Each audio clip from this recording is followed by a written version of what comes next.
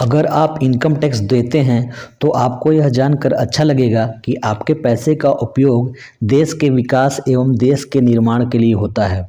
सरकार आपके टैक्स से कल्याणकारी योजनाएं लाती हैं और उन्हें पूरा करती है। हालांकि हमारा यह भी फर्ज है कि हम देश के निर्माण के साथ साथ व्यक्तिगत रूप से भी पैसे की बचत करें। ऐसे ही एक पॉपुलर लॉन्ग टर्म सेविंग कम इन्वेस्टमेंट स्कीम आपके सामने लेकर आया हूँ, जिसमें टैक्स सेविंग, सेफ्टी और रिटर्न तीनों की गारंटी होती है। नमस्कार, स्वागत है आपका मेरे YouTube चैनल धनार्क में। आज के वीडियो में हम PPF के बारे में चर्चा करेंगे। PPF जैसा कि नाम से स्पष्ट है कि पब्लिक प्रोविडेंट फंड, इसका फुल फॉर्म है पब्लिक प्रोविडेंट फंड। और PPF जो सेविंग स्कीम है, ये सेंट्रल गवर्नमेंट ऑफ इंडिया की तरफ से सबसे सेफ, टैक्स डिडक्टेबल इन्वेस्टमेंट और अट्रैक्टिव रिटर्न देती है। यह एक लॉन्ग टर्म सेविंग स्कीम है। आइए हम अब इसके फीचर्स के बारे में जानकारी लेते हैं। तो इसका सबसे इम्पॉर्टेंट फीचर है कि ये आपका टैक्स अट्रैक्टिव टैक्स बेनिफिट इसमें आपको मिलता है, सेफ इन्वेस्टमेंट है, गारंटीड रिटर्न है और सबसे इम्पॉर्टेंट बात कि ये सबसे सेफ इन्वेस्टमेंट है और यह लॉन्ग टर्म सेविंग स्कीम है। और इसमें सबसे अच्छी बात आपको ये देखने को मिलेगा कि इस अकाउंट को क्या कर सकते हैं आप, कहीं भी किसी लोन या लाइबिलिटी में आप इसको जमा नहीं करा सकते, इसलिए ये सारा पैसा आपका पैसा है। आइए अब ये टैक्स बेनिफिट मिलता है, तो आइए हम टैक्स बेनिफिट के बारे में जानकारी लेते हैं। इसमें आप देखेंगे कि इसमें सबसे अच्छा टैक्स बेनिफिट का ये लाभ मिलता है कि आप इसमें ATC का पूरा अमाउंट आप यूज कर सकते हैं। ठीक है, इसमें जो आपको इंटरेस्ट मिलता है वो कम्प्लीटली टैक्स फ्री होता है और आप जो जमा करते हैं वो भी टैक्स फ्री होता है और जो पूरा पैसा आपका निकलता है वो भी टैक्स फ्री होता है। तो इसलिए ये EEE में आता है, अर्थात एग्जेम्प्ट। आइए अब हम जानते हैं कि टैक्स बेनिफिट का तो हो गया। अब आइए हम ये जानते हैं कि क्या क्या एलिजिबिलिटी है इसको ओपन कराने के लिए। PPF अकाउंट को ओपन कराने के लिए हमको क्या क्या चीज़ चाहिए।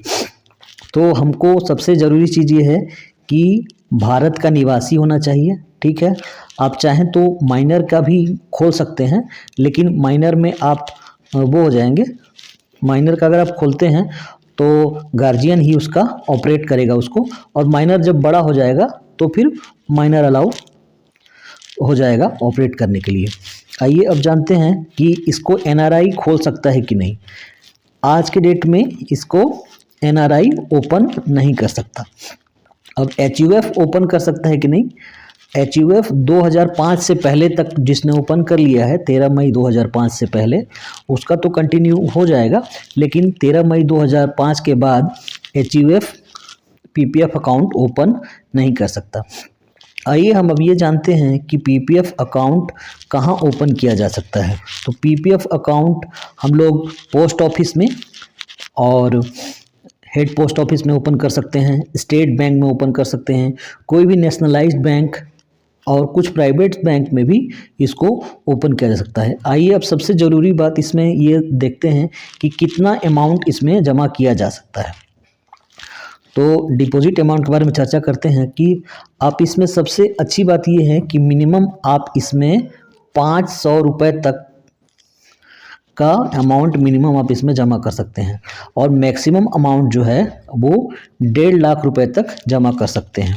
और 500 से आप 50 के मल्टीपल में बढ़ा सकते हैं, जैसे 550, 600। ठीक है, आप कितनी बार भी जमा कर सकते हैं फाइनेंशियल ईयर में, लमसम या इंस्टॉलमेंट के माध्यम से भी कर सकते हैं। ठीक है, तो ये आपका मिनिमम और मैक्सिमम अमाउंट कितना आप जमा कर सकते हैं, इसकी बात हो गई।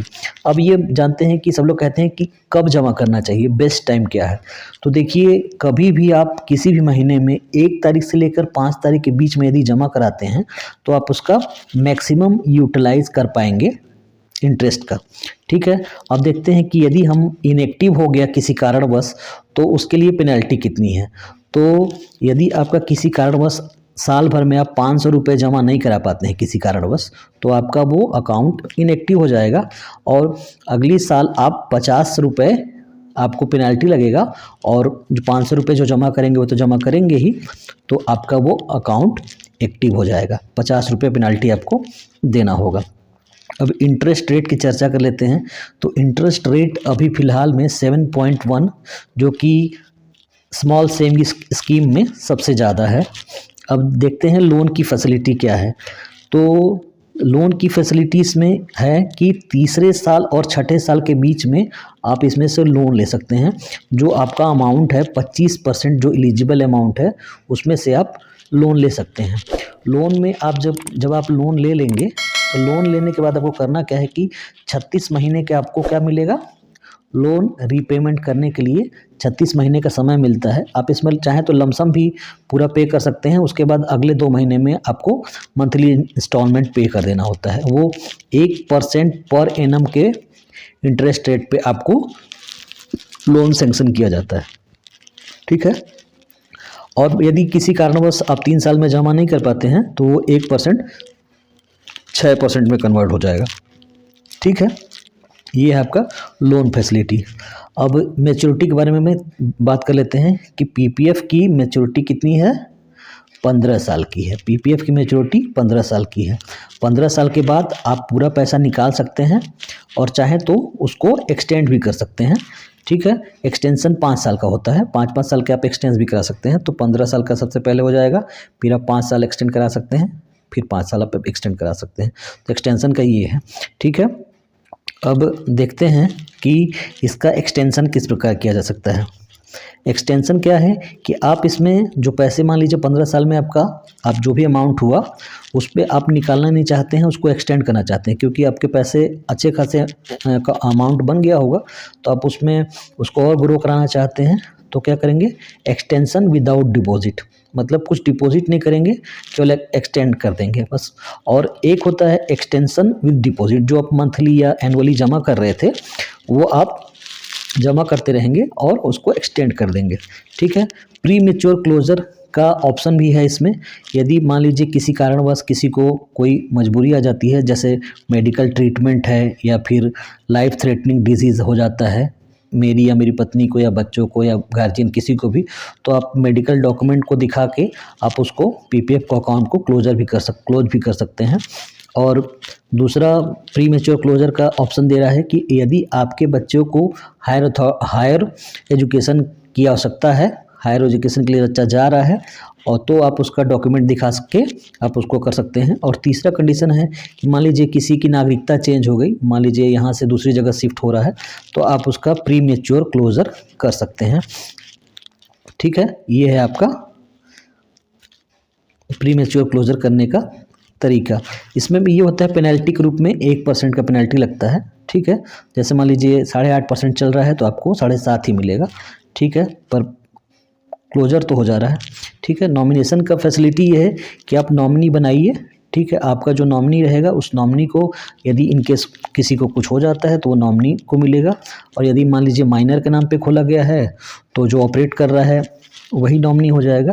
और मान लीजिए कोई नॉमिनी नहीं रखा है तो जो उसका लीगल हेयर्स डिक्रीज्ड ऑर्डर में जो रहेगा उसके हिसाब से उसका हो जाएगा।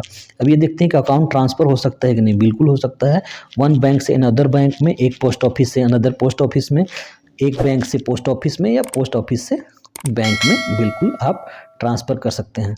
अब आइए एक एग्जाम्पल के माध्यम से देखते हैं कि किस प्रकार से इसको लोन की फैसिलिटी किस प्रकार है। मैं आपको एक एग्जांपल के माध्यम से समझाना चाहूँगा।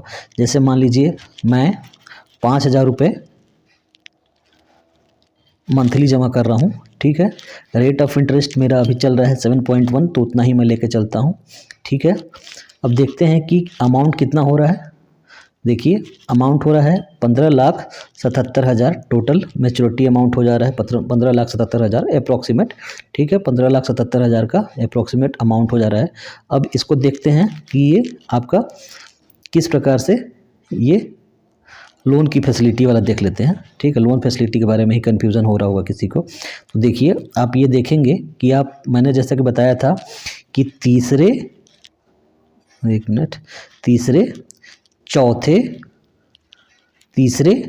चौथे, पाँचवें और छठवें में, देखिए तीसरे में 15,576, चौथे में 32,000, पाँचवें में 50,000, और यदि छठे साल में आप लोन लेना चाहते हैं तो 69,000 लोन ले सकते हैं, जब आपका पर महीने 5,000 जमा कर रहे हैं। तो उसी प्रकार जिस प्रकार आप कर रहे होंगे उसी प्रकार कैलकुलेशन आएगा। और सबसे अच्छी बात यह है कि जब 7वें साल से आप कुछ अमाउंट निकालने के लिए भी एलिजिबल हो जाते हैं।